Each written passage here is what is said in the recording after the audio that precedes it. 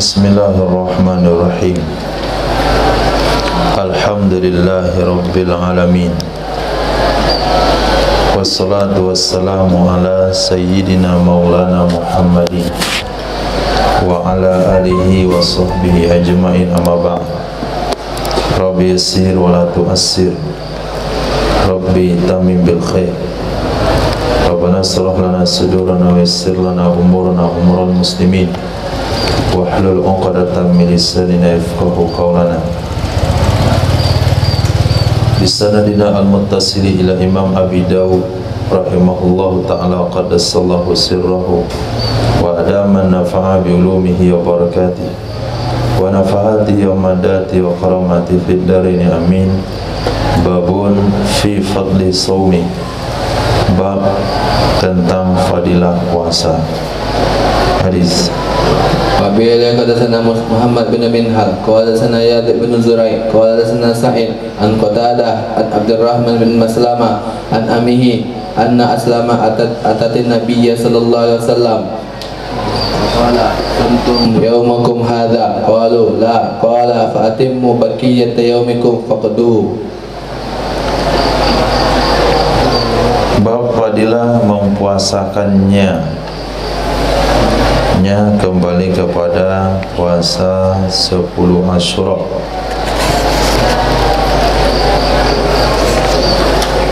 Diriwayatkan daripada Abdurrahman bin Maslamah dari pamannya, sesungguhnya Aslam di sini adalah suku, karena menggunakan domir fi'il ta'nis atat. Tapi kalau sekiranya Aslam ata, maka maknanya adalah Sayyidina Aslam, mantan budak Sayyidina Umar bin Khattab.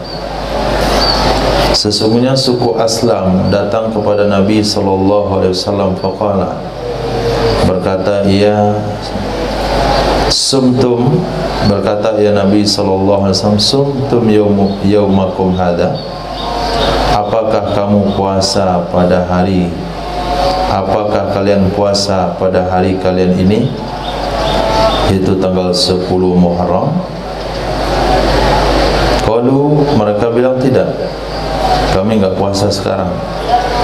Nabi bersabda, fa'atimmu baqiyata yaumikum, sempurnakanlah sisa hari kalian. Artinya walaupun tidak puasa, tapi tahan diri untuk tidak dan makan, untuk tidak minum dan makan sampai matahari tenggelam. Nah, karena itu tidak ada nilainya, waqduhu, qada oleh kalian akannya. Artinya besok harinya diqada puasa 10 Muharramnya. Kemudian karena tidak tahu dengan informasi, baru saja tahu, maka pada saat itu tahan diri dari makan dan minum sampai sore, sebagaimana dianjurkan kepada orang wanita yang berhaid yang suci di siang hari Ramadan pada waktu zuhur, maka disunahkan baginya untuk tidak makan dan minum sampai sore. Karena dia tidak puasa, maka hukumnya sunnah untuk menahan diri menghormati hari itu. Nah, itu juga yang dilakukan kepada, yang diperintahkan oleh Nabi kepada suku Aslam. Ketika puasa sunnah tidak bisa dilakukan atau terlewatkan, lalu diberitahukan di pertengahan hari dan Nabi memerintahkan untuk menahan diri, maknanya puasa tersebut memiliki keunggulan, memiliki kelebihan, sehingga Imam Abu Dawud memberi judul hadis ini Fadli Sawmi, keunggulan puasa 10 Muharram. Walaupun tidak puasa, tetap sunnah menahan diri. Misalnya kita ada makan pagi tadi, kemudian jam 9 siang, jam 9 pagi atau jam zuhur baru tahu sekarang 10 Muharram, maka sunnah untuk tidak makan sampai sore. Babu saumi yaumin wa fitri yaumin, bab puasa satu hari, berbuka satu hari. Nah, وبه حدثنا أحمد بن حنبل ومحمد بن عيسى ومسدد الإخبار في حديث أحمد قالوا حدثنا سفيان قال سمعت عمرا قال أخبرني عمرو بن عوس سمعه من عبد الله بن عمرو قال لي رسول الله صلى الله عليه وسلم أحب الصيام إلى الله تعالى صيام داود وأحب الصلاة إلى الله تعالى صلاة داود كان ينوم نصفه ويقوم ثلثه وينوم سدوسه وكان يفطر يوما ويصوم يوما.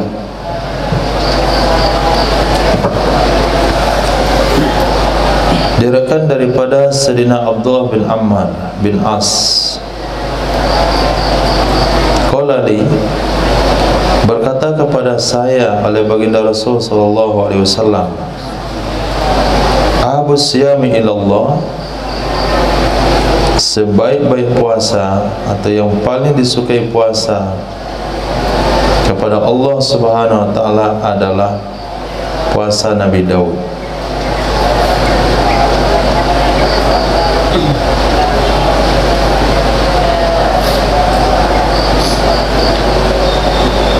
Wa ahabus salati ilallah, dan sebaik-baik salat atau yang paling disukai salat kepada Allah adalah salat Nabi Daud. Bagaimana salatnya Nabi Daud? Kana yanamu nisfahu, adalah Nabi Daud tidur di setengahnya malam. Wa yaqumu thulutsahu, lalu beliau bangun salat di sepertiganya malam. Wa yanamu sudusahu, kemudian tidur kembali di seperenamnya malam. Wa kana yuftiru yauman wa yasumu yauman, adalah Nabi Daud itu berbuka satu hari dan berpuasa satu hari.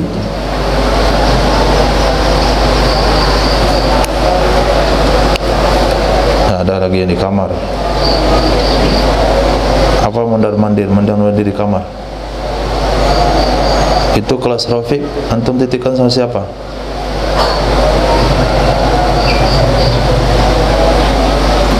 Sama siapa antum titipkan kelas antum?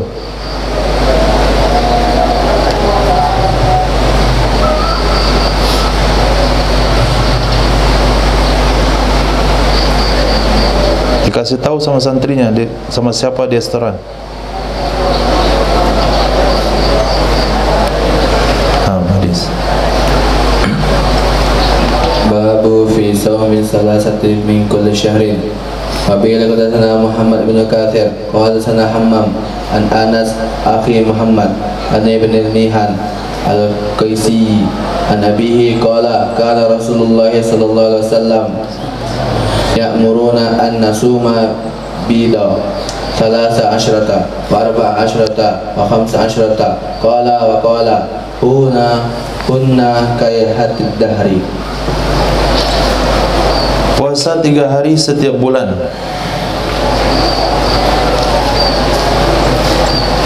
Diriwayatkan daripada Ibni Milhan Al-Qaisi dari bapak beliau, qala, adalah baginda Rasul sallallahu alaihi wasallam ya'muruna, memerintahkan ya Rasul akan kami an-nasumal bid, bahwa kami puasa hari putih,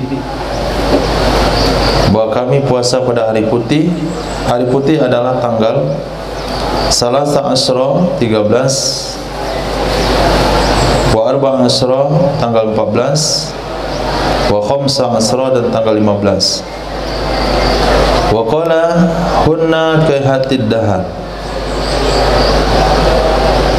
nya artinya 3 hari puasa setiap bulan, 13, 14, 15, itu sama hukumnya dengan puasa sepanjang tahun. Nah, dengan perhitungan yang sama, 3 hari, 1 hari puasa Allah balas 10 kali lipat, 1 sama dengan 10, 3 hari sama dengan 30 hari. Berarti setiap bulan dia puasa dengan 3 hari, berarti dia sudah sama mengisi puasa 1 tahun full. Nah, pahalanya maksudnya. Hadis Wabihi hadatsana Abu Kamil wa hadatsana Abu Dawud wa hadatsana Sya'ban an Asim an Zirrin an Abdullah radhiyallahu ta'ala anhu qala kana Rasulullah sallallahu alaihi wasallam yasumu yakni min ghurrati kulli syahrin salasata ayyamin. Diriwayatkan daripada Sayyidina Abdullah Ibnu Mas'ud radhiyallahu anhu adalah baginda Rasul sallallahu alaihi wasallam puasa yakni ghurrati kulli syahr, awal setiap bulan, salasata ayyamin, 3 hari. Ada riwayat 3 harinya itu di pertengahan bulan 13, 14, 15. Ada riwayat di awal setiap bulan. Babu mangqala Isnin wal Khamis. Bab ulama yang mengatakan Nabi puasa 3 hari tiap bulan itu adalah hari Senin dan Kamis. Ada yang bertepatan dengan tanggalnya, pertengahan bulan. Ada riwayat mengatakan awal bulan. Ada yang dikaitkan 3 hari tiap bulan dengan harinya, yaitu Senin dan Kamis. Hadis Wabihi hadatsana Musa bin Ismail qala hadatsana Hamad an Asim bin Bahdalah an Sawa'il Khuzai an Sayyidina Hafsah radhiyallahu ta'ala anhu radhiyallahu anha qalat kana Rasulullah sallallahu alaihi wasallam yasumu salasata ayyamin min asy-syahri al-itsnaini wal khamisa wal itsnaini min al-jum'ati al-ukhra. Diriwayatkan daripada Sayyidah Hafsah radhiyallahu ta'ala anha qalat adalah baginda Rasul sallallahu alaihi wasallam puasa 3 hari dari 1 bulan, 3 hari setiap bulan. Hari apa saja? Yaitu hari Senin dan hari Kamis dan hari Senin Jumat berikutnya. Nah, jadi Nabi menggunakan bahasa Jumat berikutnya, bukan minggu berikutnya, tapi Jumat berikutnya. Hari Senin, Kamis, minggu pertama atau Jumat pertama, kemudian hari Senin, Jumat kedua. Itu yang Nabi tempat di mana Nabi melakukan puasa 3 hari setiap bulan. Naam. Wabihi hadatsana Zuhair bin Arbin qala hadatsana Muhammad bin Fudail qala hadatsana Al-Hasan bin Ubaidillah an Hunaidah Al-Khuzai an ummihi qalat dakhaltu ala ummi Salamah فأسألتها عن الصيام فقالت كان رسول الله صلى الله عليه وسلم يأمرني أن أصوم 3 أيام من كل شهر أولها الاثنين والخامس. Diriwayatkan daripada Sayyidatina Ummi Salamah radhiyallahu ta'ala anha qalat adalah baginda Rasul sallallahu alaihi wasallam ya'muruni, memerintahkan ya Rasul akan aku, an asuma, bahwa aku puasa 3 ayyam, 3 hari, min kulli syahr, setiap bulan. Awwaluhal Isnin wal Khamis. Awalnya 3 hari adalah hari Senin, kemudian hari Kamis, kemudian berikutnya kembali hari Senin lagi. Sama dengan hadis di atas. Babu mangqala la yubali min ayyi syahr. Bab ulama yang berpendapat tidak peduli mana saja dari bulan tersebut, apakah awal bulan, akhir bulan, pertengahan bulan. Jadi yang pada intinya adalah puasa 3 hari setiap bulan. Nabi memberikan contoh yang banyak di mana tempat-tempatnya. Kenapa Nabi tidak contohkan dalam satu waktu saja, supaya memberikan kemudahan kepada umat di mana saja umat melakukannya. Di sana ada ittiba dan contoh daripada baginda Rasulullah SAW.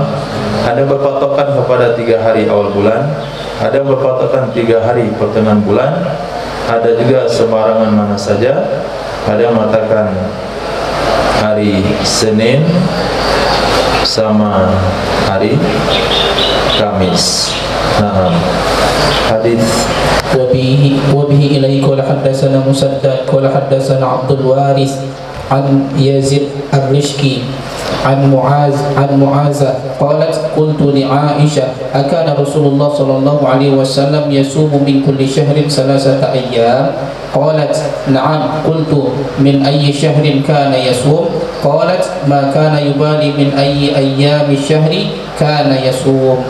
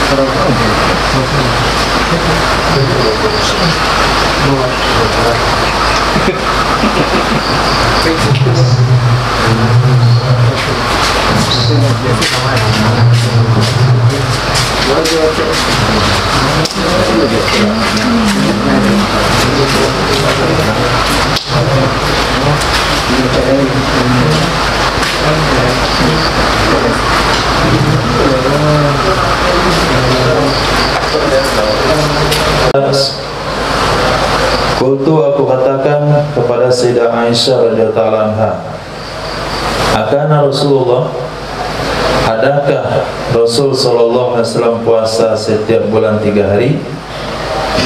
Adakah Rasul sallallahu alaihi wasallam puasa 3 bulan setiap hari? Puasa tiap bulan 3 hari? Qalat, berkatalah Sayyidah Aisyah, na'am. Aku katakan, min aisyarin kana yasumu, dari manakah bulan ada ya Nabi puasa?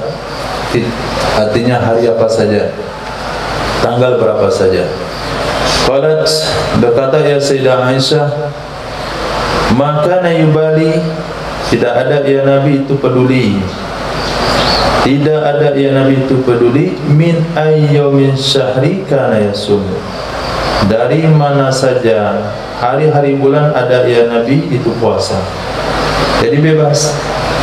Yang penting 3 hari setiap bulan, enggak ada ketentuan daripada baginda Rasul. Kata Sayyidah Aisyah, Nabi puasa tanggal berapa dan hari apa. Namun dari sekian riwayat puasa 3 hari tiap bulan, para ulama mensunnahkan yaitu pada hari putih, tanggal 13, 14 dan 15.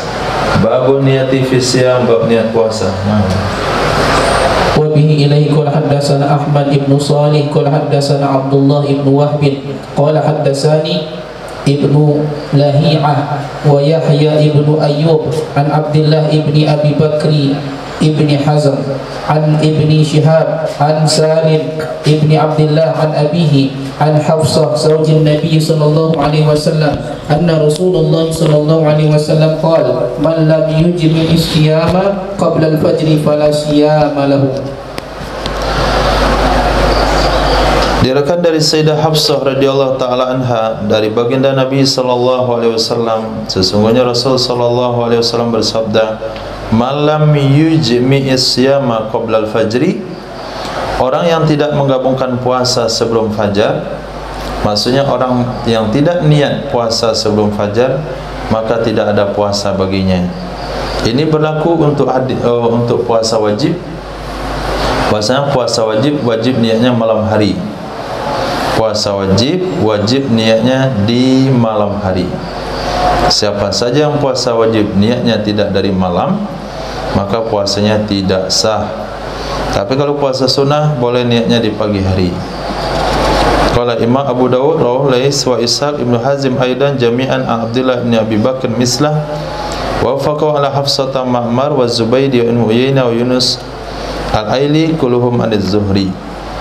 Hadis babun fi rukhsati fi dzalik, bab keringanan dalam hal demikian niat. Hadis wa bihi ilaihi qala haddatsana Muhammad ibn Katsir qala haddatsana Sufyan qala haddatsana Utsman ibnu Abi Syaibah qala haddatsana Waqi jami'an an Talhah ibni Yahya an Aisyah binti Talhah an Aisyah radhiyallahu anha qalat kana an-nabiy sallallahu alaihi wasallam idza dakhala alayya qala hal 'indakum ta'am fa idza qulna la qala inni sha'imun zada Waqi fa dakhala alaina yawman akhar fa qulna ya Rasulullah uhdi lana haisun fahabasnahu lak faqala adnihi qala Talha fa asbaha sha'iman wa afṭar. Nah, diriwayatkan dari Sayyidah Aisyah radhiyallahu taala anha, beliau berkata,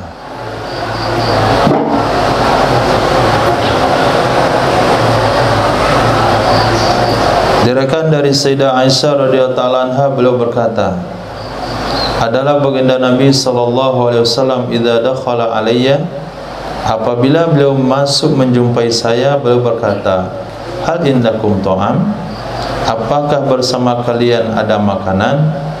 Apabila kami katakan tidak ada, maka Nabi katakan, ini shaim, aku sedang puasa atau aku berpuasa. Ini maknanya rukhsah, boleh niat puasa di pagi hari.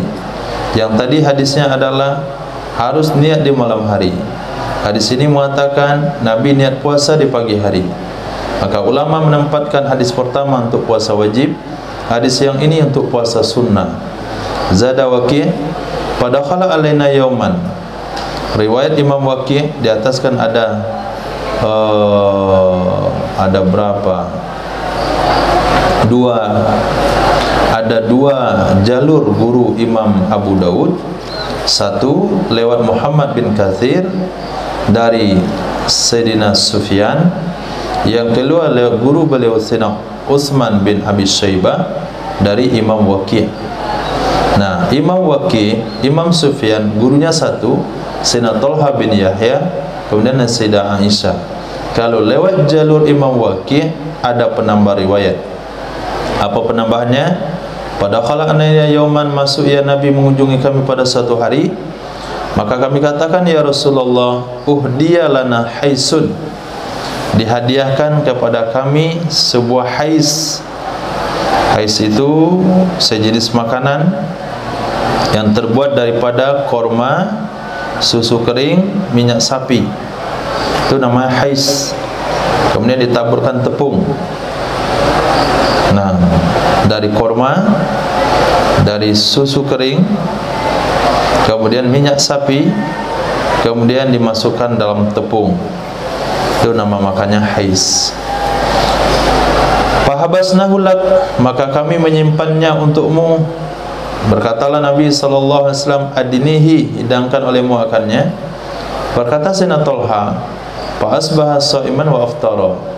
Di pagi hari Nabi niat puasa, lalu Nabi berbuka puasa. Jadi puasa sunat toleransinya banyak. Nabi juga pernah bersabda, al-mutatawwi amiru nafsi, orang melakukan puasa sunat itulah yang menjadi amir pada dirinya. Dia bisa berbuat apa saja dengan ibadahnya, mau lanjutkan, mau batalkan. Di sini Nabi niat puasa, kemudian ada kesempatan makanan Nabi makan.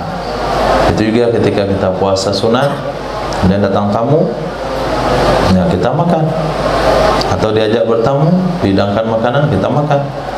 Nggak perlu ngotot untuk mempertahankan puasanya, kecuali puasa-puasa yang tidak tergantikan seperti yang Arafah, 10 Muharram. Tapi kalau puasa Senin, puasa Kamis, puasa sunat puasa Nabi Daud, itu batalkan kapan ada tuntutan untuk dibatalkan. Nah, tapi kalau nggak ada tuntutan nggak usah. Nah, Imam Abu Hanifah katakan itu namanya mempermainkan ibadah, nggak boleh. Kemudian hadis berikutnya, وبه إليه قال حدثنا عثمان بن أبي شيبة قال حدثنا جرير بن عبد الحميد عن يزيد بن أبي زياد عن عبد الله بن الحارث عن أم هنيء قالت لما كان يوم فتح مكة جاءت فاطمة فجلست عن يسار رسول الله صلى الله عليه وسلم وأم هنيء عن يمينه قالت فجاءت الوليدة بإناء فيه شراب فنولته فشرب منه ثم نوله أم هنيء فشربت منه فقالت يا رسول الله لقد أفطرت وكنت صائمة فقال لها أكنت تقدين شيئا قالت لا قال فلا يضرك إن كان تطوعا. Nah, jadi kalau puasa sunat boleh dibatal-batalkan, tapi kalau puasa qadha tidak boleh dibatalkan. Diriwayatkan dari Sayyidatina Ummi Hani radhiyallahu ta'ala qalat, lamma kana yaumul fathi, tatkala terjadilah atau tatkala adalah hari penaklukan kota Makkah, al-fath. Nah, al-fath itu di sana ada alif lam adalah al-ilm ahli dhihni. Maksudnya dengan ada kalimat alfa, kita sudah tahu maknanya penaklukan kota Makkah. Walaupun penaklukan kota yang lain itu tetap menggunakan fathu, tapi kalau kota yang lain mesti tulis setelahnya fathu Mesir, fathu Konstantinopel. Tapi kalau penaklukan kota Makkah enggak usah disebut Makkahnya, cukup dengan alif lamnya saja, orang sudah tahu itu namanya alif lam ahdi zihni. Ja'at Fatimatu, datanglah Sayyidah Fatimah radhiyallahu ta'ala anha, fajalasat, duduk ya Sayyidah Fatimah di kiri baginda Nabi sallallahu alaihi wasallam. Kemudian Sayyidatina Ummu Hani di sebelah kanannya Nabi sallallahu alaihi wasallam. Nah, di sebelah kanannya Nabi. Kenapa Sayyidatina Ummu Hani duduk di sebelah kanan Nabi?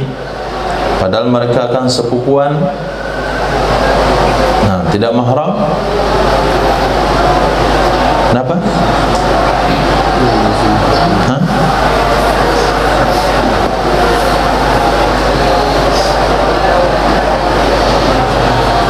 Ada dua kemungkinan. Pertama dengan jarak yang wajar. Yang kedua karena ada hubungan mahramiyah dengan jalur susu. Qalat, berkata ya Sayyidatina Ummu Hani, maka datanglah seorang walidah. Walidah itu artinya seorang budak sahaya, bi'ina'in, dengan sebuah wadah di dalamnya ada susu. Panawalathu, memberikan ia budak wanita akannya susu kepadanya Nabi sallallahu alaihi wasallam. Fasyariba minhu, lalu minum ia Nabi darinya susu. Summa nawalahu Ummu Hani, kemudian memberikan ia Nabi akannya susu kepada Sayyidatina Ummu Hani. Kenapa kepada Sayyidatina Ummu Hani? Karena beliau berada di sebelah kanannya Nabi, yang kanan duluan. Fasyaribat minhu, maka minum ia Sayyidatina Ummu Hani darinya susu. Faqalat, berkata ia Sayyidatina Ummu Hani, ya Rasulullah, laqad aftartu, demi sungguh aku sudah batalkan puasa. Wa kuntu shaimatan, adalah aku tadinya puasa. Maka berkata kepadanya ia Nabi kepada Sayyidatina Ummu Hani, akunti taqdina syai'an, apakah adakah kamu sedang mengqadha sesuatu? Puasa kamu hari ini itu mengqadha puasa yang tertinggal enggak? Kata beliau, tidak, hanya puasa sunat. Fala yaduruki in kana tatawuan, maka tidak masalah akan kamu, maka tidak masalah ia berbuka akan kamu jika ada ia itu puasa sunat. Jadi puasa sunat enggak ada masalah, dibatalkan. Babu mar'a alaihil qada, bab ulama yang berpendapat terhadapnya orang yang membatalkan puasa sunat tetap wajib mengqadha. Ada pula dalilnya hadis.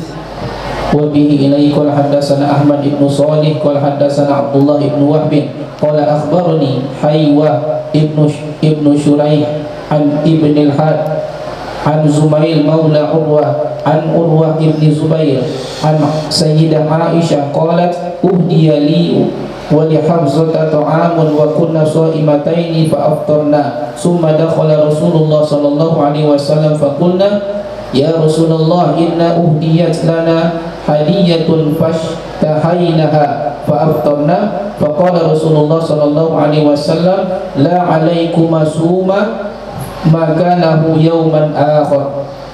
Nah, diriwayatkan daripada Sayyidah Aisyah radhiyallahu taala anha qalat uhdiya li, diberikan hadiah kepadaku dan kepada Sayyidah Hafsah akan sebuah makanan.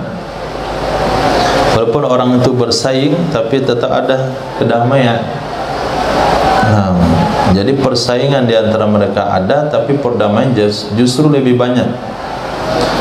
Jadi kata Sayyidah Hafsah, kata Sayyidah Aisyah, dihadiahkan kepadaku dan kepada Hafsah sebuah makanan, dan adalah kami shaimatain, kami berpuasa. Fa aftarna, lalu kami membatalkan puasa kami. Kemudian masuklah baginda Nabi sallallahu alaihi wasallam menjumpai kami. Kami katakan kepada beliau, ya Rasulullah, sesungguhnya kami telah dihadiahkan kepada kami sebuah hadiah. Fastahainaha, maka kami menginginkannya. Fa aftarna, kami membatalkan puasa kami. Berkatalah Rasul sallallahu alaihi wasallam, la ba'sa alaikuma, la alaikuma ay la ba'sa alaikuma, enggak ada mengapa di atas kalian berdua, tidak ada dosa di atas kalian berdua, tapi suma, puasalah kalian berdua, makanahu pada tempatnya yang dibatalkan, yauman akhar pada hari yang lain. Ada dua pertimbangan dalam hadis ini. Satu, itu adalah khusus buat istri Nabi.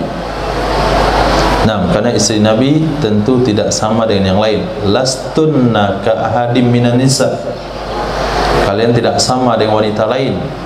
Kalau kalian melakukan suatu perbuatan keji, kalian dapat hukuman 2 kali lipat. Maka kalau melakukan pahala, mendapatkan pahala lebih besar pada yang lain. Yang kedua, ini cuma anjuran sunat, bukan perintah wajib. Mengqadha puasa sunat yang pernah dibatalkan itu hukumnya sunnah. Dua kemungkinan. Babul mar'ati tasumu bighairi izni zawjiha. Bab seorang istri yang melakukan puasa tanpa izin suaminya. Wa bihi ilai qala haddatsana al-Hasan ibnu Ali qala haddatsana Abdul Razzaq qala haddatsana Ma'mar an Hammam ibni Munabbah annahu sami'a Sayyidina Abu Hurairah yaqul qala Rasulullah sallallahu alaihi wasallam la tasumu imra'atun ba'luha syahidun illa bi iznihi ghayra Ramadan wa la ta'zanu fi baitihi wa huwa syahidun illa bi iznihi. Diriwayatkan dari Sayyidina Abu Hurairah radhiyallahu an, baginda Rasul sallallahu alaihi wasallam bersabda, tidak boleh puasa oleh wanita padahal suaminya ada di tempat, padahal suaminya tidak kemana-mana, kecuali dengan izin suami selain bulan Ramadan. Kalau bulan Ramadan enggak perlu minta izin karena itu kewajiban. Wala ta'zanu fi baitiha, tidak boleh memberi izin masuk ia wanita ke dalam rumah suami. Wa huwa syahidun, pada dia suami ada di tempat, kecuali dengan izinnya suami. Nah, hadis. Wa bihi ilai qala haddatsana Utsman ibnu Abi Syaibah qala haddatsana Jarir an A'mash an Abi Shalih an Abi Sa'id qala ja'at imra'atun ila an-nabi sallallahu alaihi wasallam wa nahnu indahu faqalat ya Rasulullah inni zawji Safwan ibn al-Mu'attal yadribuni idza sallaitu wa yufattiruni idza sumtu wa la yusalli salatal fajri hatta tatlu'a asy-syams qala wa Safwan inda qala fasa'alahu amma qalat faqala ya Rasulullah amma qawluha yadribuni idza sallaitu fa innaha taqra'u bi surataini wa qad nahaituha qala faqala law kanat suratan wahidatan lakafatin nas wa amma qawluha yufattiruni fa innaha tantaliqu fatasumu wa ana rajulun syabun fala asbir faqala Rasulullah sallallahu alaihi wasallam yauma idzin la tasumu imra'atun illa bi izni zawjiha wa amma qawluha inni la usalli hatta tatlu asy-syamsu fa inna ahlu baiti qad urifa lana zaka qala la nakadu nastayqizu hatta tatlu asy-syams qala fa iza stayqasta fasalli. Nah, seolah-olah beritanya mencemarkan dari pihak suami, tapi setelah diberikan kejelasan, ternyata baginda Rasul SAW memberikan dukungan kepada suaminya. Bagaimana ceritanya? Dari Sayyidina Abi Sa'id Al-Khudri radhiyallahu an, qala ja'at imra'atun, telah datang seorang wanita kepada Nabi SAW.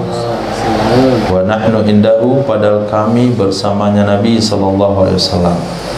Faqalat, berkata wanita tersebut, ya Rasulullah, inna zawji Safwan bin Mu'attal, suamiku Safwan bin Mu'attal yadribuni idza sallaitu, dia memukul aku apabila aku salat, wa yufattiruni idza sumtu, dia menyuruh aku berbuka apabila aku puasa. Wala yusalli salatal fajri, dia tidak mengajarkan salat subuh kecuali sehingga terbitlah matahari. Nah, di subuhnya kesiangan. Qala, berkata Sayyidina Abi Sa'id Al-Khudri, was Safwan indahu, ketika istri ini melapor, Sayyidina Safwan ada bersama Nabi sallallahu alaihi wasallam.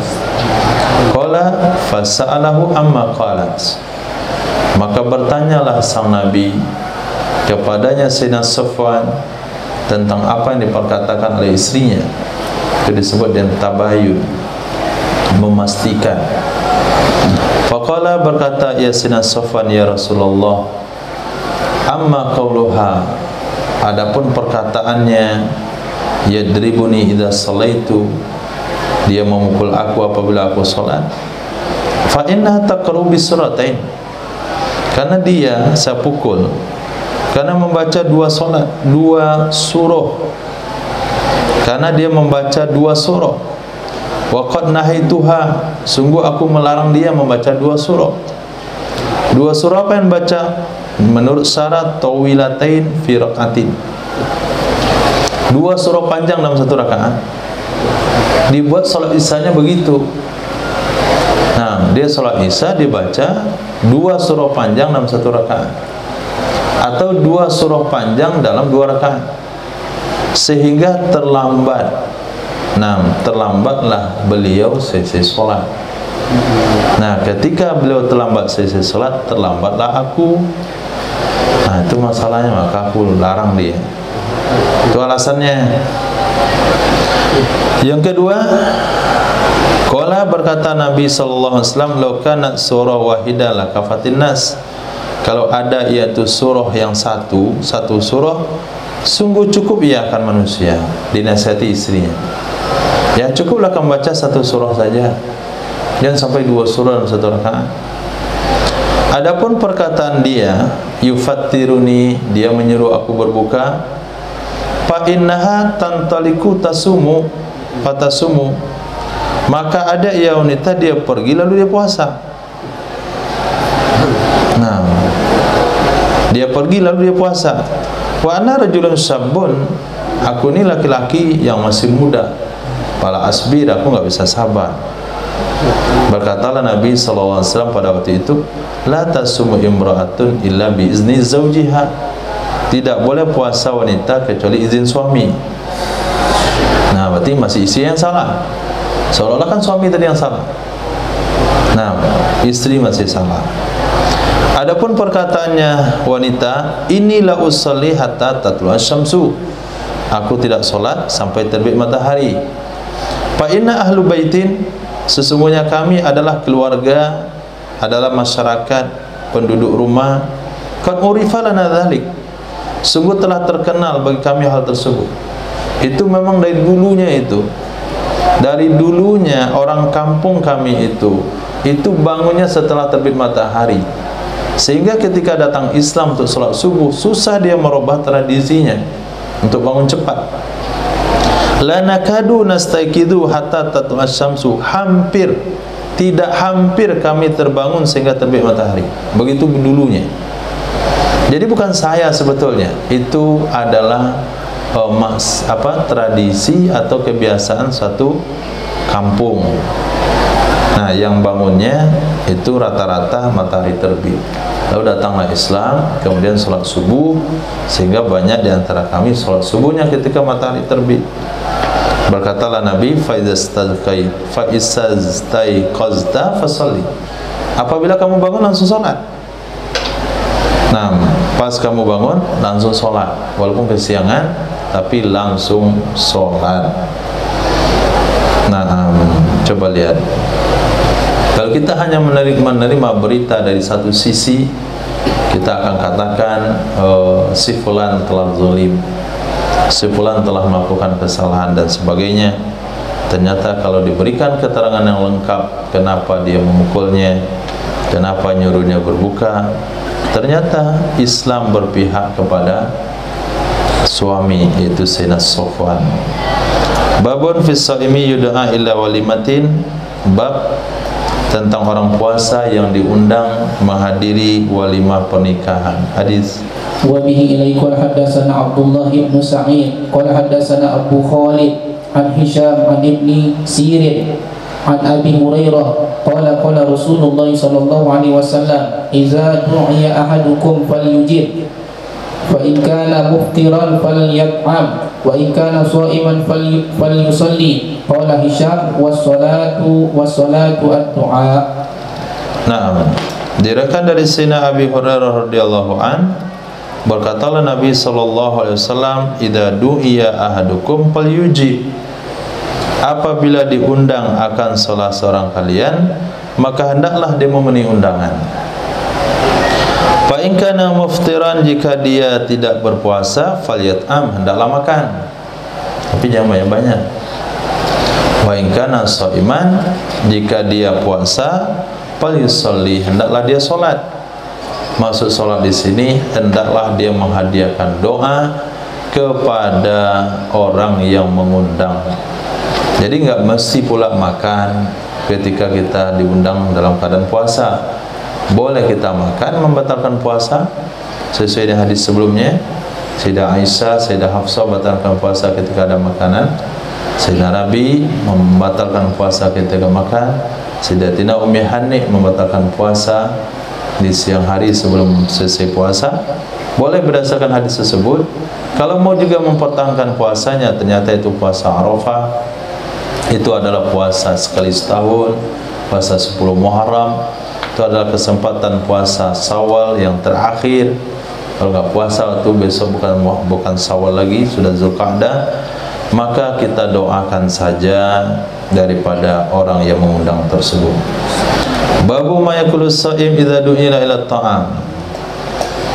Apa bab tentang sesuatu yang dibaca oleh orang puasa apabila diundang, bab tentang sesuatu yang dikatakan oleh orang puasa apabila dia diajak makan. Nah, hadis. Wa bihi ilaihi qala haddatsana Musaddad qala haddatsana Sufyan an Abi Zinad an A'raj an Abi Hurairah qala qala Rasulullah sallallahu alaihi wasallam idza du'iya ahadukum ila ta'amin wa huwa sha'imun falyaqul inni sha'imun.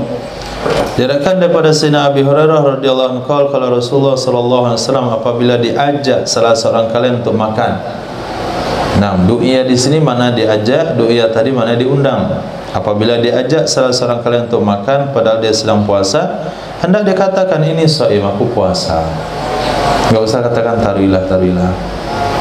Nah, tarilah. Kenapa enggak berani bilang ini shaim, takut riya? Nah, biasa saja, terus saya puasa. Supaya orang tuh enggak sibuk ngajak kita. Ini dari tadi diajak enggak mau, keluar rumah. Ini apa nih? Enggak enak. Lauk pauk yang saya sediakan. Apakah dia enggak makan nasi? Atau dia makan roti? Jadi banyak ketika permasalahannya masih panjang. Kita sedang makan, kawan diajak enggak mau. Tentu kita tawarkan sekali lagi, enggak mau juga. Tentu kita berkata, kayak dia enggak makan nih tadi, kok enggak mau ya? Apakah dia tuduh makanan saya subhan? Apakah dia enggak suka makan bakso? Nah, orang-orang banyak pertimbangan-pertimbangan supaya tuntas jelas saya puasa. Selesai. Enggak riya itu. Nah, jelas dalam hadisnya. Apabila diajak salah seorang kalian untuk makan, dia sedang puasa, bilang saja saya puasa. Berarti Nabi mengutamakan munculnya suuzan, munculnya sangka, munculnya was-was antara satu sama lain, nanti terjadi wahsyah. Wahsyah artinya merasa jauh, merasa tadinya akrab, kemudian merasa asing, malas sama dia, diajak dia makan dia nggak mau, gara-gara kita jawab nggak jelas. Babul i'tikaf, hadis.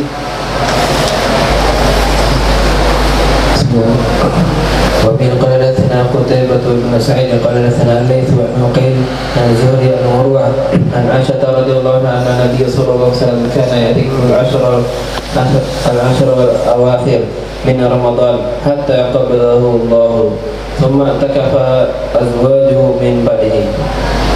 Diriwayatkan dari Sayyidah Aisyah radhiyallahu taala anha, sesungguhnya Nabi sallallahu alaihi wasallam itu ada yang Nabi beriktikaf 10 akhir dari bulan Ramadan. 10 terakhir di bulan Ramadan hatta qabadahullah, sehingga mewafatkan akannya Nabi oleh Allah Subhanahu wa taala.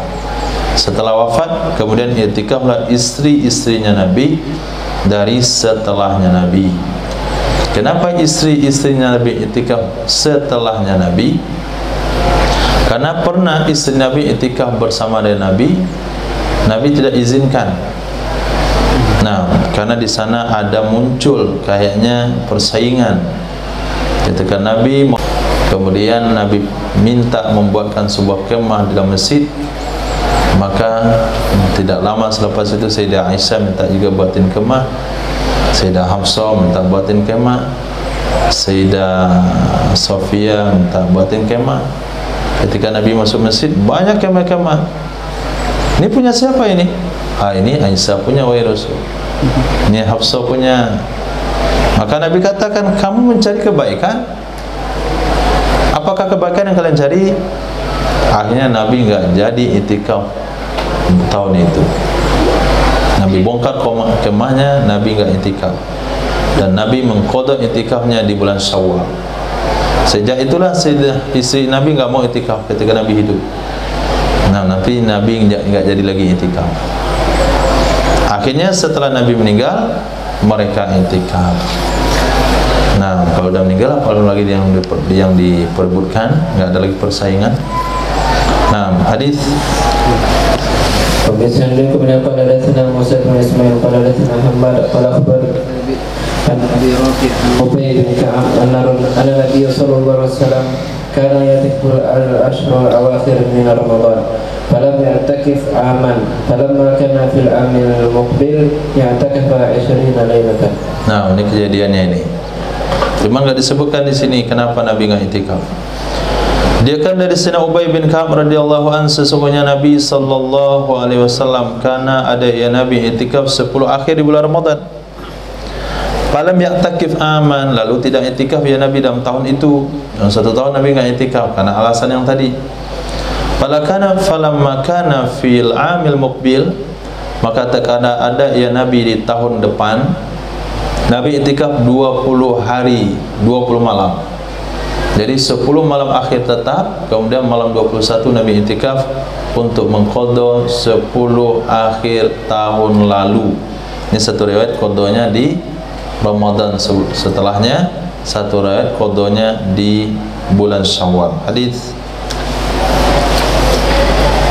Wabi sanadikum ila qala hadatsana Utsman bin Abi Syaibah qala hadatsana Abu Muawiyah wa Ya'la ibn Ubayd an Yahya bin Sa'id an Amrah an Aisyah radhiyallahu anha qalat kana Rasulullah sallallahu alaihi wasallam idza arada ay ya'takifa salat fajr thumma dakhala mu'takafahu qalat wa innahu arada marratan ay ya'takifa fil ashri al-awakhir min Ramadan qalat fa'amara bi bina'ihi faduriba falamma ra'aytu dhalika amartu bi bina'i faduriba qalat wa amara ghayri min azwajin nabi sallallahu alaihi wasallam bi bina'ihi faduriba falamma shalla al-fajr nazara ila al-abniyati faqala ma hadhihi al-birra turidna qalat فأمر ببنائه فقوض فأمر أزواجه بأبنيتهن فقوضت ثم أخر الاعتكاف إلى العشر الأول يعني من شوال. Nah, diriwayatkan daripada Sayyidah Aisyah radhiyallahu taala anha adalah baginda Rasul sallallahu alaihi wasallam idza arada, apabila menginginkan ya Nabi ayat takifa, bahwa Nabi itikaf salat fajr. Ini saya salat ya Nabi akan salat subuh. Jadi itikaf itu berawal dari salat subuh.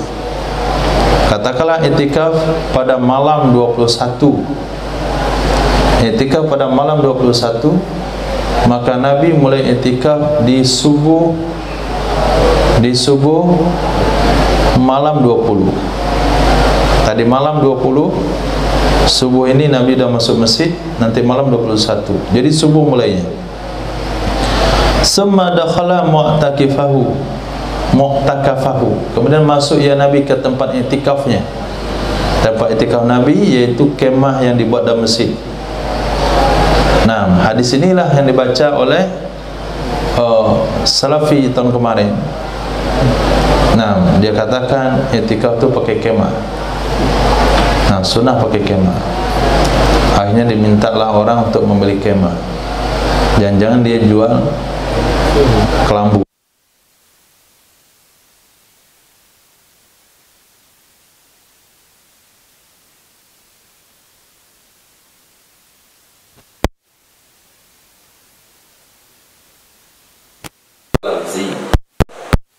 Kemah yang dilihat itu sesuai dengan keperluannya. Pada saat itu memang perlu kemah. Dan kondisi masjid pada saat itu lantai tanah, atapnya nggak ada dinding, kemudian atapnya cuma pelepah kurma. Kalau hujan air masuk, ya wajarlah Nabi ada kemah di dalam.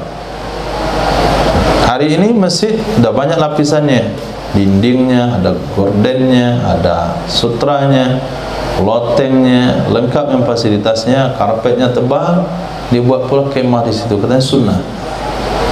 Nah, sesat.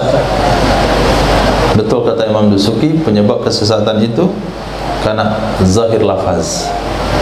Nah, karena lihat zahirnya doang, enggak melihat apa yang ada di balik lafaz itu. Nah, alhamdulillah. Qalat, berkata ya Sayyidah Aisyah, wa innahu arada maratan, sesungguhnya baginda Nabi sallallahu alaihi wasallam arada, ingin ya Nabi sallallahu alaihi wasallam maratan pada satu kali, ayat takifa, bahwa dia i'tikaf fil ashril awakhir, di 10 akhir dari bulan Ramadan. Qalat fa amara bi bina'ih, maka memerintahkan ia Nabi dengan mendirikannya kemah, membuatkannya kemah. Nah, Nabi katakan nanti subuh saya akan i'tikaf, atau nanti malam saya akan i'tikaf, tolong buatkan kemah. Dibuatkan kemah buat Nabi. Falamma ra'aitu dzalik, tatkala aku melihat demikian, amartu bi bina'i, aku suruh juga dengan membuatkan kemahku. Paduriba dibuat juga. Qalat wa amara ghairi, dan memerintahkan oleh selain aku dari istri-istri Nabi yang lain, bi bina'ihi, dengan membuatnya kemah, maka dibuat juga. Nah, Sayyidah Aisyah mulai dulu. Nampak oleh Sayyidah Hafsah, sama juga lah. Pak Sayyidah Sofia, sama juga. Sayyidah Zainab, sama juga. Ini 4 orang ini nih. Nah, 4 istri Nabi yang ini yang punya peranan persaingan yang tinggi. Sayyidah Aisyah, Sayyidah Hafsah, Sayyidah Zainab, Sayyidah Sofia. Nah, Sayyidah Sofia agak kurang dikit.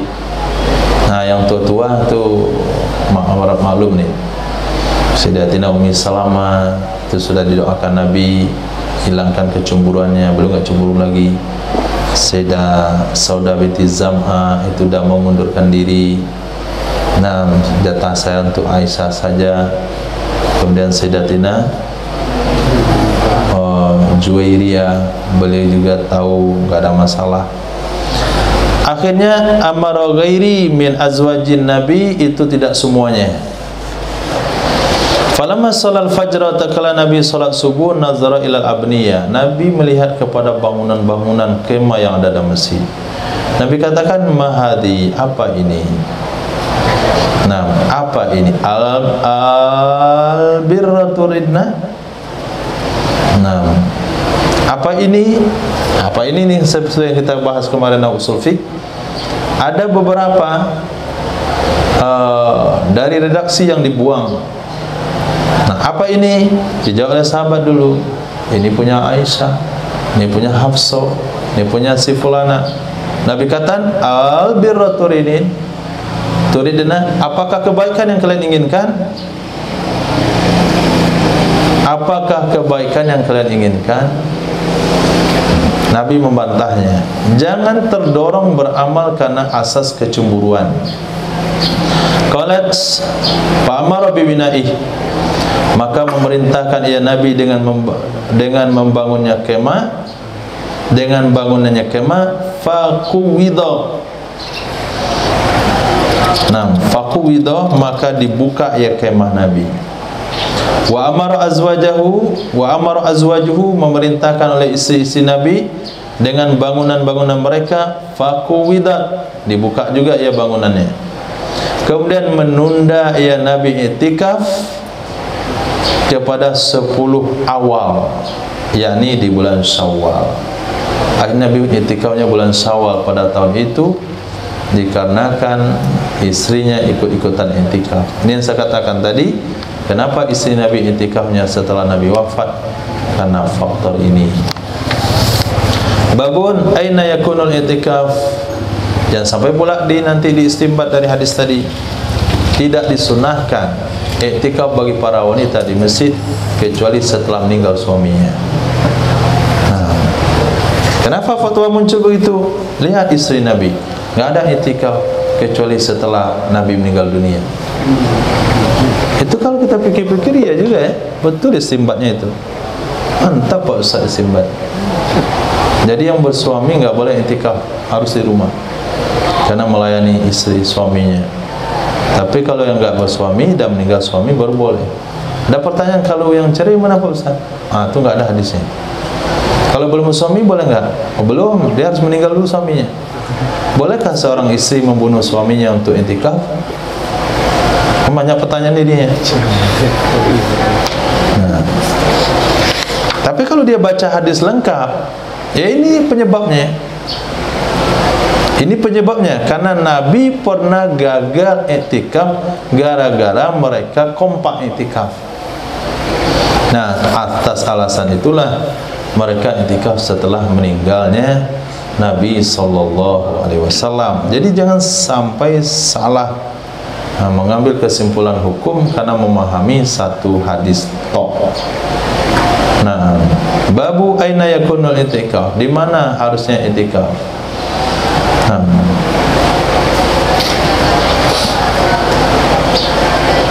ويسلك من قولتنا سليمان بن داود على المهري قال أخبرنا ابن وهب عن يونس أن نافعا أخبره عن ابن عمر رضي الله عنهما أن النبي صلى الله عليه وسلم كان يعتكف العشر الأواخر من رمضان.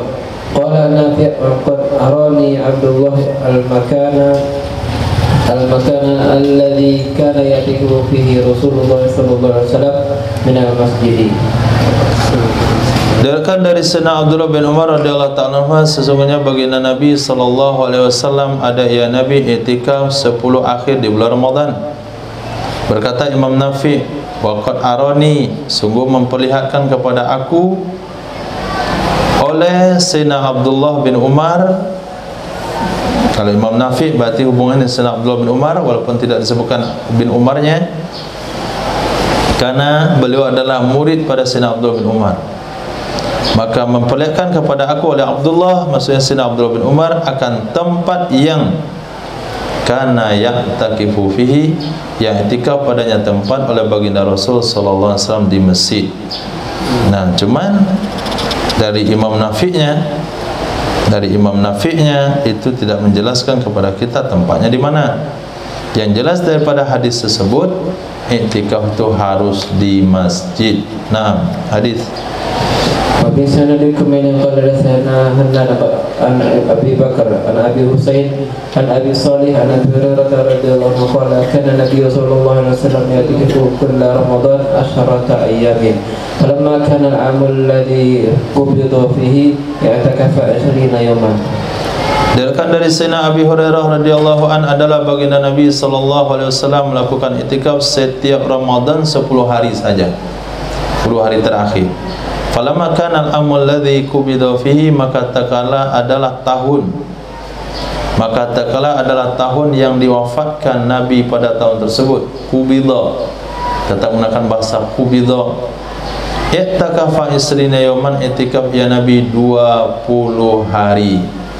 Jadi kalau hari Nabi di tahun Nabi wafat, Nabi itikafnya dua kali lipat. Begitu juga dengan Nabi menyetorkan Al-Quran kepada malaikat Jibril. Biasanya cuma sekali dalam satu hari, tapi ketika Nabi tahun wafat, Nabi setorkan 2 kali dalam satu hari. Ini yang dimasukkan oleh Sayyidina Rasul sallallahu alaihi wasallam kepada Sayyidina Abdullah bin Amr bin As, bahasanya kamu tidak akan mampu. Juga kepada sahabat yang lain Arabi yang bertanya untuk puasa, nah bagaimana puasanya Nabi, sehingga Nabi marah. Kamu tidak akan mampu. Mampu yang dimaksudkan adalah mampu sampai akhir usia.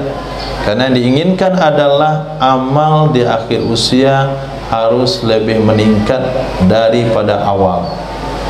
Nah, sampai waktu muda semangat, nanti waktu tua tidak mampu menjaga amal yang tersebut hingga menurun. Ini yang tidak diinginkan. Karena yang diinginkan adalah puncak amal itu ada di akhir hayat. Lihat di sini, Nabi setorkan Al-Quran 2 kali ketika akhir hayat beliau. Nabi itikaf 20 hari di bulan Ramadan, di mana tahun beliau wafat. Nah, kalau bahasa tabligh, meninggal di puncak pengorbanan. Nah, itu bahasa ringkas. Babul Mu'takif, hadis. وبسند كمن قال حدثنا عبد الله بن مسلمة عن مالك عن ابن شهاب عن عروة بن الزبير عن عمرو بنت عبد الرحمن عن عائشة رضي الله عنها قالت كان رسول الله صلى الله عليه وسلم إذا اعتكف يدني إلي رأسه فأرجله وكان لا يدخل البيت إلا لحاجة الإنسان. Bab orang itikaf masuk rumah karena hajat. Orang i'tikaf masuk ke dalam rumah hanya karena hajat. Masuk ke dalam rumah artinya keluar dari masjid. Jadi permasalahannya adalah kapan orang i'tikaf boleh keluar dari masjid. Dia kan dari Sayyidah Aisyah radhiyallahu anha adalah baginda Rasul sallallahu alaihi wasallam idza takafa, apabila beliau i'tikaf, yudni ilayya ra'sa, beliau mendekatkan kepadaku akan kepalanya, fa'urajjilu, lalu aku menyisirkan akannya rambut Nabi, akannya Nabi sallallahu alaihi wasallam. Dan adalah Nabi sallallahu alaihi wasallam tidak masuk ke dalam rumah kecuali untuk keperluan manusiawi, keperluan manusia, keperluan sebagai seorang manusia. Tapi kalau keperluan misalnya tunaikan di masjid, tidak boleh keluar dari masjid. Nah, seperti potong kuku pada hari Jumat, boleh potong kuku dalam masjid dengan potong di sebuah tempat sehingga tidak mengotori masjid. Kemudian gosok gigi, bersiwak boleh dalam masjid. Tapi buang air kecil nggak boleh. Dengan dirawat karena sakit boleh dalam masjid. Tapi kalau penyakit yang mengotori masjid seperti mencret, maka boleh keluar masjid. Dan Nabi SAW ketika nyisir rambut, beliau nggak keluar dari masjid. Beliau cuma mengeluarkan kepalanya saja dari jendela masjid yang tersambung dengan kamar Sayyidah Aisyah, keluarkan kepala, dan yang menyisir rambutnya adalah Sayyidah Aisyah radhiyallahu taala anha. Nah, ini i'tikaf wajib, tentu perlu ketat pemahaman hukum ini. Kalau i'tikaf sunnah, ya terserah saja. Nah, tapi kalau i'tikaf wajib, dia katakan sanadar i'tikaf 2 hari 2 malam, maka harus 2 hari 2 malam. Nggak boleh keluar kemana-mana, kecuali cuma ke WC, makan, untuk minum nggak boleh, untuk mandi wajib, mandi sunnah dalam waktu yang sesingkat-singkatnya. Hadis. بسندكم منه قال حدثنا قتيبة بن سعيد وعبد الله بن مسلمة قال حدثنا الليث عن ابن شهاب عن عروة وعمرة عن سيدتنا عائشة رضي الله عنها عن النبي صلى الله عليه وسلم نحوه. نعم. وبسند بن حرب مسدد قال صلى الله عليه وسلم يكون معتكفا في المسجد فيناولني رأسه من خلال الحجرة فأمسل رأسه فقال مسدد فرجله وأنا حائض.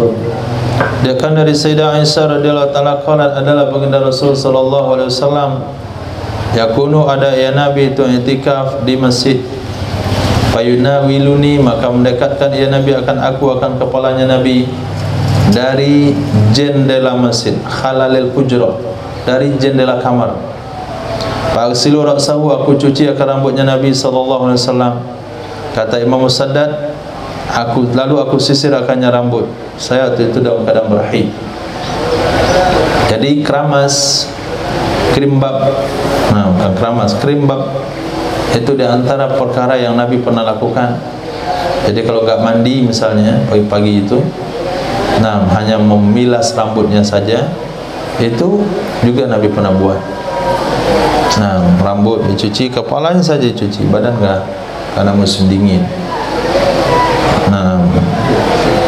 Atau terik matahari kita melakukan safar.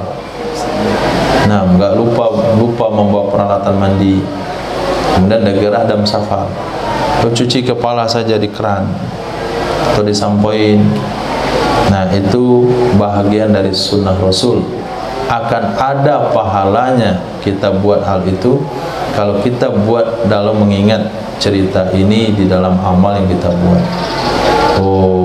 Saya mau nyuci kepala lah, karena Nabi pernah nyuci kepala, nggak mandi. Jadi ada nilai pahala di sana. Hadis. Assalamualaikum warahmatullahi wabarakatuh. Muhammad bin Syabbuwaihi Al-Marwazi qala hadatsani Abdul Razzaq qala akhbarana Ma'mar an Az-Zuhri an Ali bin Husain an Safiyah qalat kana Rasulullah sallallahu alaihi wasallam mu'takifan fa'ataitu azuruhu laylan fahaddathuhu thumma qumtu fanqalabtu faqama ma'i liyaqlibani makana maskanuha fi dari Usamah bin Zaid. فمر رجلان من الأنصار فلما رأى النبي أسرعا فقال النبي صلى الله عليه وسلم على رسلكما إنها صفية بنت هيي قال سبحان الله يا رسول الله قال إن الشيطان يجري من الإنسان مجرى الدم فخشيت أن يقذف في قلوبكما شيئا أو قال شرا. Diriwayatkan dari Sayyidah Safiyah radhiyallahu taala anha qalat, adalah baginda Rasul sallallahu alaihi wasallam mu'takifan. Kadang beliau i'tikaf. Fa'ataituhu, maka aku mendatangi akannya Nabi. Azuruhu, aku kunjungi akannya Nabi. Lailan, di malam hari. Fahaddatsuhu, maka aku berbincang-bincang dengannya Nabi. Semakumtu, kemudian aku berdiri meninggalkan Nabi. Fanqalabtu, lalu aku pulang. Faqama ma'i, maka berdiri ya Nabi bersamaku. Liyaqlibani, supaya mengantarkan ya Nabi akan aku. Jadi salah satu yang menyebabkan seorang boleh meninggalkan i'tikaf yaitu mengantarkan pulang istrinya malam. Terus siang biar pulang sendiri. Malam mungkin dalam kondisi tertentu perlu diantarkan oleh suami. Ini bagian daripada hajat. Jadi tidak batal puasa suaminya kalau memang istrinya harus diantarkan karena kondisi keamanan misalnya dan sebagainya. Wa kana maskanuha fi dari Usamah bin Zaid, adalah tempat tinggalnya Sayyidah Safiyah itu di rumahnya Sayyidina Usamah bin Zaid. Ketika sambil mengantarkan pulang, marra rajulani minal ansar, lewatlah dua orang laki-laki dari Ansar berpapasan. Falamma ra'ayan nabiyya asra'a, maka tatkala melihat kedua-duanya akan Nabi sallallahu alaihi wasallam berjalan cepat kedua-duanya, mempercepat langkahnya. Maka berkatalah Nabi sallallahu alaihi wasallam,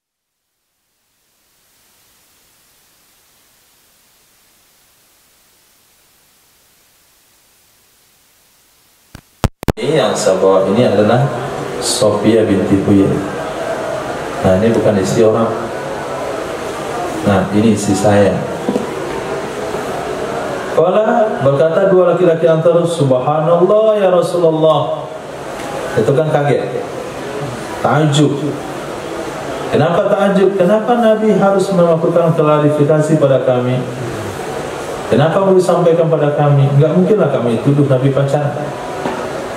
Maka mereka berkatakan, subhanallah ya Rasulullah. Qala, Nabi bersabda, bukan soal subhanallahnya, tapi syaitan itu mengalir dari manusia di peredaran darahnya. Fa khasyitu, saya khawatir ayyakdhifa fi qulubikuma syai'an, bahwa melontarkan, memasukkan ia syaitan ke dalam hati kalian berdua akan sesuatu, riwayat yang lain syaran akan kejahatan. Nanti ketika kalian pulang berdua, sampai di rumah masing-masing dan taruh kepala di atas bantal, kalian pikir apa? Kira-kira Nabi jalan siapa tadi? Nah, di situ mulai syaitan bisikan yang jelek-jelek. Nah, di sini Nabi mengajarkan kepada kita, Allah memerintahkan untuk tidak suudzon, tapi juga memerintahkan untuk tidak menyebabkan orang suudzon. Jadi jangan membuat satu perbuatan yang membuat orang suudzon. Nah, tinggal dijelaskan. Dan ini kejadian cuma alat takbir. Ini hanya sebagai uswah. Tidak akan pernah terlintas di hati sahabat untuk menuduh Nabi dan hal-hal seperti itu.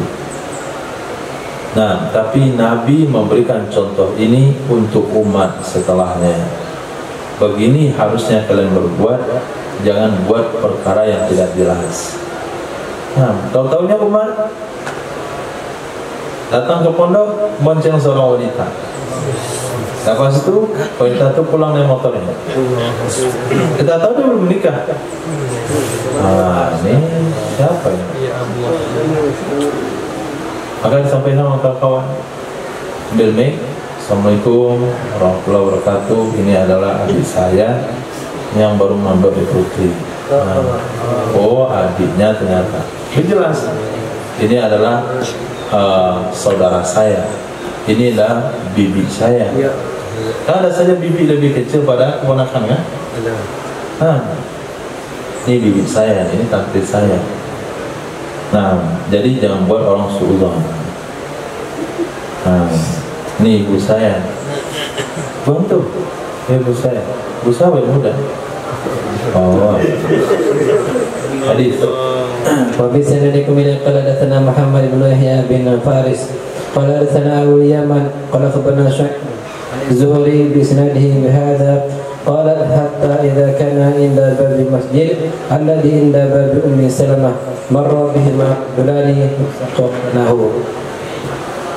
Yang sanad yang sama tapi redaksi sedikit berbeda, yaitu qalat, berkata ya Sayyidah As-Sofiyah, sehingga apabila adalah dekat pintu masjid alladzi inda babi Ummi Salamah, pintu masjid yang dekat itu adalah rumahnya Sayyidatina Ummi Salamah, karena rumah istri-istri Nabi itu berjejeran di sepanjang masjid. Marra bihima, lewat dengan keduanya oleh dua orang laki-laki. Lanjutkan hadis seperti tadi, Nabi suruh dan tetap di tempat, dan Nabi jelaskan ini adalah Sayyidah Sofiyah.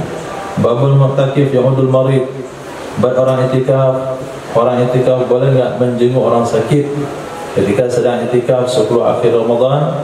Kalau seseorang datang, diajak untuk menjenguk kawan yang sakit di sekitaran masjid. Hadis Wabillahi qala hadatsana Abdullah ibnu Muhammad Nufaili wa Muhammad bin Isa qala hadatsana Abdus Salam ibnu Harbin qala hadatsana Al-Laitsu ibnu Abi Sulaim an Abdurrahman ibnu Qasim an abihi an Aisyah qala Nufaili qalat kana Nabi sallallahu alaihi wasallam yamurru bil marwi wa huwa mu'takifun wa yamurru kama huwa wa la yu'arriju yas'alu anhu. Waqala Ibnu Isa qalat in kana an-nabiy sallallahu alaihi wasallam ya'udul marid wa huwa mu'takifun. Diriwayatkan daripada Sayyidina Abdurrahman bin Qasim dari ayah beliau, yaitu Sayyidina Qasim, dari Sayyidah Aisyah radhiyallahu ta'ala anha, qala Nufaili qalat, berkata ya Sayyidah Aisyah adalah baginda Nabi sallallahu alaihi wasallam, ketika dikatakan qala Nufaili, ini maknanya Imam Abu Dawud mengutip redaksi hadis daripada Imam Nufaili. Kenapa? karena guru beliau ada dua dalam hadis ini, Abdullah bin Muhammad An-Nufaili dengan Muhammad bin Isa. Nah, ketika dikatakan qala Nufaili, artinya ini redaksi guru saya Nufaili. Yang dikatakan Aisyah qala Nufaili, terus tidak Aisyah qala Nufaili pula. Berarti Nufaili itu sahabat juga? Bukan. Qala Nufaili dari Imam Abu Dawud, untuk menegaskan ini redaksi lewat Muhammad Abdullah bin Muhammad An-Nufaili. Karena Nabi SAW yamur bil marid, melewati orang sedang sakit, wa huwa mu'takifun, dia Nabi sedang iktikaf, fa yamur kama huwa, lewat ya Nabi sebagaimana dia Nabi, wala yuharriju, Nabi tidak berpaling, yas'alu anhu, Nabi bertanya tentang kondisi orang sakit. Kesimpulannya, tidak boleh keluar dari iktikaf untuk menjenguk orang sakit. Tidak boleh keluar dari iktikaf untuk menjenguk orang sakit. Nabi lewat ketika mau iktikaf, melewati rumah orang yang sedang sakit, Nabi terus lewat, tidak mau noleh, tanya sambil lewat, itu boleh. Tapi kalau singgah dulu, batal iktikafnya. Kalau bertanya lalu ngobrol, batal iktikafnya. Boleh tanya sambil lewat. Nah, qala Ibnu Isa qala in kana Nabi sallallahu alaihi wasallam ya'udul marid wa huwa i'tikaf. Jika adalah Nabi menjenguk orang sakit ketika i'tikaf, begitu Nabi buat. Jadi keluar dari masjid untuk hajat insani, misalnya Nabi pergi ke WC, kalau WC itu adalah pergi ke pinggir. Nah, ketika pulang lewat di rumah orang sakit, Nabi hanya bertanya bagaimana kondisinya, tidak singgah, bahkan tidak menoleh. Nah, hadis Wabillahi qala sana Wahbun ibnu Bakiyah qala sana Khalid an Abi Rahman yakni ibnu Ishaq an Zuhri an Urfwah an Aisyah annaha qalat as-sanadu 'ala al-mu'takif an la ya'uda maridan wa la yashhadu janazah wa la yamussu imra'atan wa la yubashiruha wa la yakhruju li hajatin illa lima la budda minhu wa la i'tikaf illa bi shaumin wa la i'tikaf illa fi masjidil jami'. Nah, diriwayatkan dari Sayyidah Aisyah radhiyallahu taala, sesungguhnya beliau berkata, ini namanya hadis mauquf. As-sunnatu, enggak jadi mauquf. Jadi hadis marfu' karena ada kalimat as-sunnatu. As-sunnatu 'alal mu'takifi, sunnah Nabi terhadap orang iktikaf adalah alla yahuda maridan. Dia tidak boleh menjenguk orang sakit. Wala yashhada janazatan, tidak menghadiri penyelenggaraan jenazah. Wala yamassa imra'atan, dia tidak menggauli istrinya. Wala yubashiraha, dan dia tidak bercumbu dengan istri. Yang massa artinya jima, yubashir artinya muqaddimah jima. Wala yakhruju li hajatin, dia tidak keluar karena hajat, kecuali sesuatu yang harus, yaitu buang air besar, buang air kecil. Wala i'tikafah illa bisaumin, tidak ada i'tikaf kecuali bersama dengan puasa. Wala i'tikafah illa fi masjidil jami', tidak ada i'tikaf kecuali di masjid jami'. Masjid jami' artinya masjid yang ada pelaksanaan salat Jumatnya. Wala Imam Abu Dawud ghairu Abdurrahman la yaqulu fi qala sunnah. Selain Abdurrahman tidak mengatakan hadisnya berkata sidana as-sunnah. Nah, alal mu'takif ala ya'ud, ini riwayat yang lain. Hadis Wabillahi qala dasana Ahmad bin Ibrahim qala dasana Abu Dawud qala dasana Abdullah ibnu Budai Amri ibnu Dinar an ibni Umar anna Umar radhiyallahu anhu ja'ala alaihi an ya'takifa fil jahiliyah lailatan aw yawman indal Ka'bah fasa'ala an-nabiy sallallahu alaihi wasallam faqala i'takif wa sum. Nah, ini hadis yang saya sampaikan kemarin, rasanya kedatangan Islam bukan merubah tradisi, tapi mempertahankan tradisi yang masih bisa sejalan dengan syariat Islam. Diriwayatkan dari Sayyidina Abdullah bin Umar radhiyallahu anhu, sesungguhnya Sayyidina Umar radhiyallahu ta'ala anhu ja'ala alaihi, beliau telah mewajibkan kepada dirinya ja'ala alaihi, mewajibkan kepada dirinya untuk i'tikaf. Kapan beliau wajibkan? Saat jahiliyah. Berapa beliau wajibkan? Semalam dan sehari di dekat Ka'bah. Lalu beliau bertanya kepada Nabi SAW, bagaimana wahai Rasul? Saya punya nazar dulu waktu jahiliyah. Nabi katakan, i'tikaf, i'tikaflah kamu, ya tunaikan i'tikafmu, wasum dan puasalah. Nah, hadis ini mendukung mazhab Imam Abu Hanifah yang mengatakan i'tikaf harus puasa. Kalau enggak puasa enggak sah i'tikaf. Beda sama mazhab Imam Syafi'i. Imam Syafi'i mengatakan i'tikaf tidak perlu puasa, bahkan tidak perlu sehari semalam, cukup beberapa saat sudah sah i'tikaf. Masuk ke masjid, kemudian niat i'tikaf, salat duha 2 rakaat, kemudian keluar, orang itu sudah dapat pahala i'tikaf. Hadis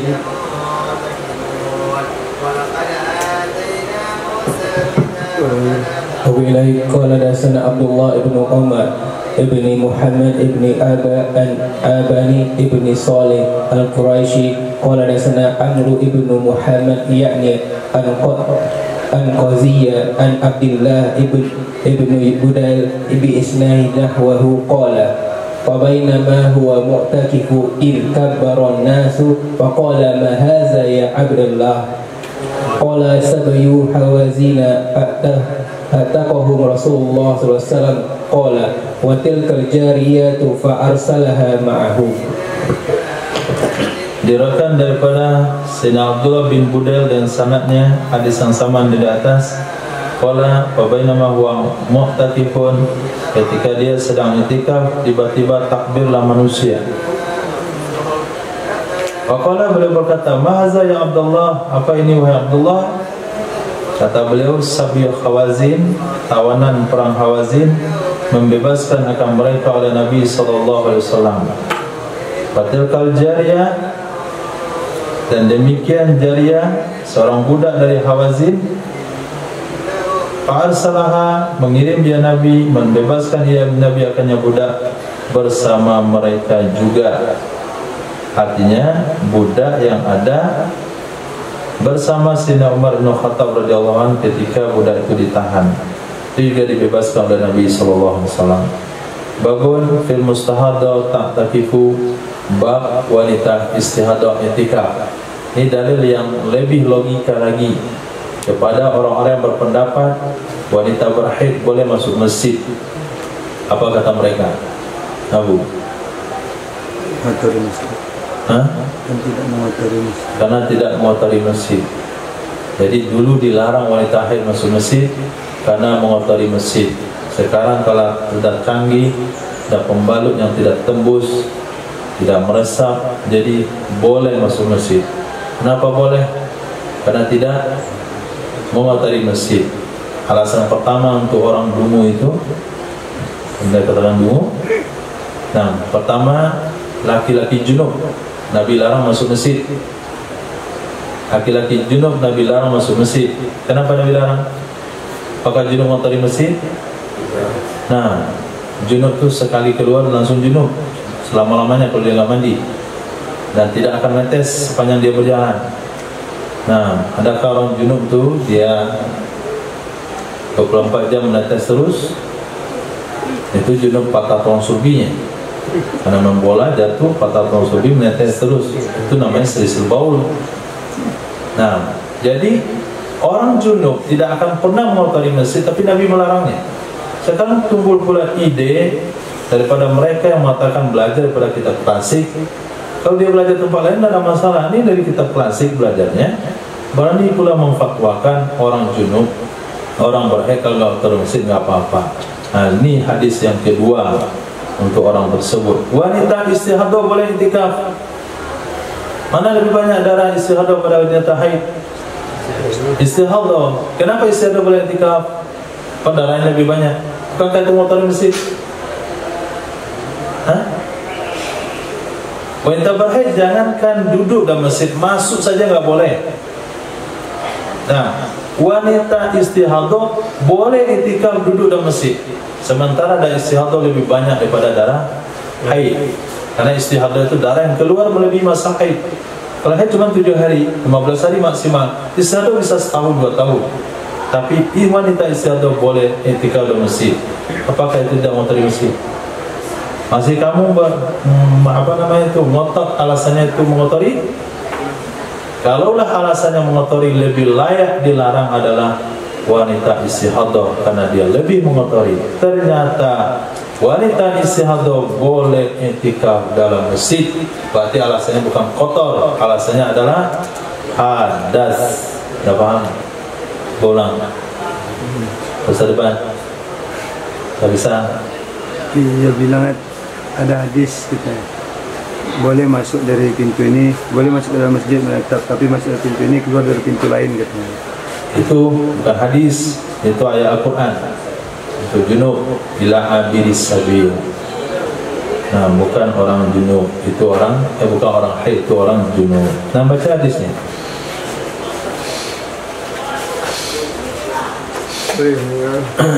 وبه قال حدثنا محمد بن عيسى وقتيبة بن سعيد قال حدثنا يزيد عن خالد عن إكرمة عن عائشة قالت اعتكفت مع رسول الله صلى الله عليه وسلم امرأة من أزواجه فكانت ترى السفرة والحمرة فربما وضعنا الطست تحتها وهي تصلي. Tuh jelas dari Sayyidah Aisyah radhiyallahu anha qalat i'takafat ma Nabi, telah i'tikaf bersama Nabi sallallahu alaihi wasallam oleh salah seorang wanita dari istri beliau. Fakana adalah istri tarus sufra wal humra, dia melihat darah keluar warna kuning dan warna merah. Parubama kadang-kadang wadokna tosta tahtaha, kami letakkan nampan di bawah tempat duduknya. Wahiyatu soli, dan dia mengerjakan sholat. Itu disebut dengan istihadah. Ada darah orang haid bisa ditampung dengan nampan. Nah, orang istihadah yang bisa ditampung dengan nampan. Nah, maka wanita yang dimasukkan istihadah adalah Sayyidah Zainab binti Jahash.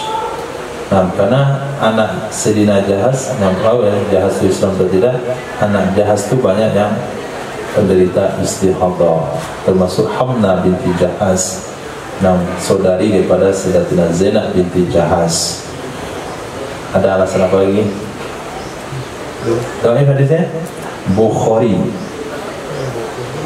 Nah, Bukhari. Jangan ikut-ikutan terombang-ambing dengan fatwa orang-orang merasa modern. Nah, sementara tidak mengkaji hukum secara jelas. Nah, kalau dia orang tamat sanawiyah, nyambung aliyah, kemudian kuliah ngomong begitu, nggak ada masalah. Katanya belajar Fathul Mu'in, belajar hadis, sudah selesai daurah, maha itu. Subhanallah wa bihamdika, asyhadu an la ilaha illa anta, astaghfiruka wa atubu ilaik. Subhanaka rabbil izzati amma yasifun, wassalamu alal mursalin, alhamdulillahi rabbil alamin.